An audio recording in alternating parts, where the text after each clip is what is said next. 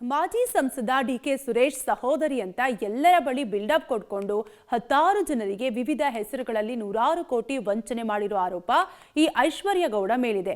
ಈಗ ಈಕೆಗೆ ಮತ್ತೆ ಬಂಧನದ ಭೀತಿ ಎದುರಾಗಿದೆ. ಈ ಕುರಿತ ಕಂಪ್ಲೀಟ್ ಡೀಟೇಲ್ಸ್ ಇಲ್ಲಿದೆ, ನೀವೇ ನೋಡಿ.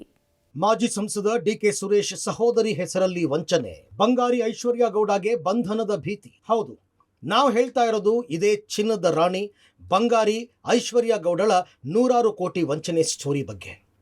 ಮಾಜಿ ಸಂಸದ ಡಿಕೆ ಸುರೇಶ್ ಸಹೋದರಿ ಅಂತ ಎಲ್ಲರ ಬಳಿ ಬಿಲ್ಡಪ್ ಕೊಟ್ಕೊಂಡು ಹತ್ತಾರು ಜನರಿಗೆ ವಿವಿಧ ಹೆಸರುಗಳಲ್ಲಿ ನೂರಾರು ಕೋಟಿ ವಂಚನೆ ಮಾಡಿರುವ ಆರೋಪ ಈಕೆಯ ಮೇಲಿದೆ. ಈ ಸಂಬಂಧ ಹಲವು ಪೊಲೀಸ್ ಸ್ಟೇಷನ್ಗಳಲ್ಲಿ ಐಶ್ವರ್ಯ ಗೌಡ ವಿರುದ್ಧ ಎಫ್ಐಆರ್ ದಾಖಲಾಗಿದ್ದು, ಈ ಮೊದಲು ಒಮ್ಮೆ ಅರೆಸ್ಟ್ ಕೂಡ ಆಗಿದ್ರು. ಆದರೆ ಬಂಧನದ ವೇಳೆ ಸುಪ್ರೀಂ ಕೋರ್ಟ್ ಗೈಡ್ಲೈನ್ ಫಾಲೋ ಮಾಡಿಲ್ಲ ಅಂತ ಐಶ್ವರ್ಯ ಗೌಡ ಹೈಕೋರ್ಟ್ ಮೊರೆ ಹೋಗಿದ್ರು.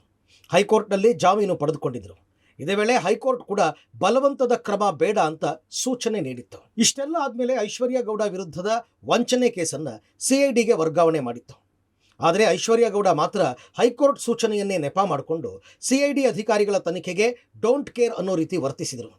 ಈ ಪ್ರಕರಣದ ತನಿಖೆ ನಡೆಸಿದ ಸಿಐಡಿ ಪೊಲೀಸರು ಐಶ್ವರ್ಯ ಗೌಡ ವಂಚನೆ ಬಗ್ಗೆ ಇಂಚಿಂಚು ಮಾಹಿತಿ ಕಲೆ ಹಾಕಿ ಸೆಷನ್ಸ್ ಕೋರ್ಟ್ಗೆ ವರದಿ ನೀಡಿದ್ದಾರೆ.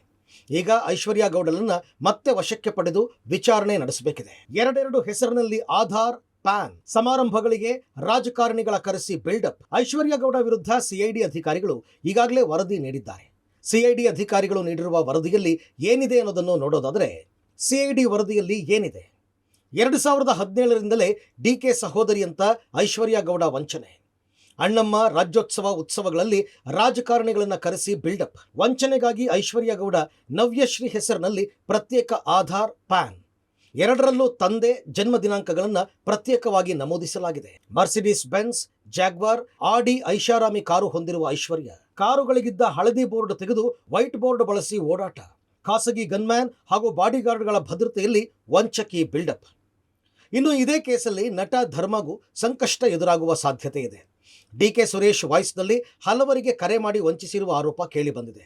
ಈ ಹಿನ್ನೆಲೆಯಲ್ಲಿ ನಟ ಧರ್ಮನ ಧ್ವನಿ ಸ್ಯಾಂಪಲ್ ಅನ್ನು FSLಗೆ ಕಳುಹಿಸಲಾಗಿದೆ. ಆ ರಿಪೋರ್ಟ್ ಬರಬೇಕಿದ್ದು, ರಿಪೋರ್ಟ್ ಆಧಾರದ ಮೇಲೆ ಧರ್ಮಗೂ ಸಂಕಷ್ಟ ಎದುರಾಗುವ ಸಾಧ್ಯತೆ ಇದೆ. Crime bureau, public TV.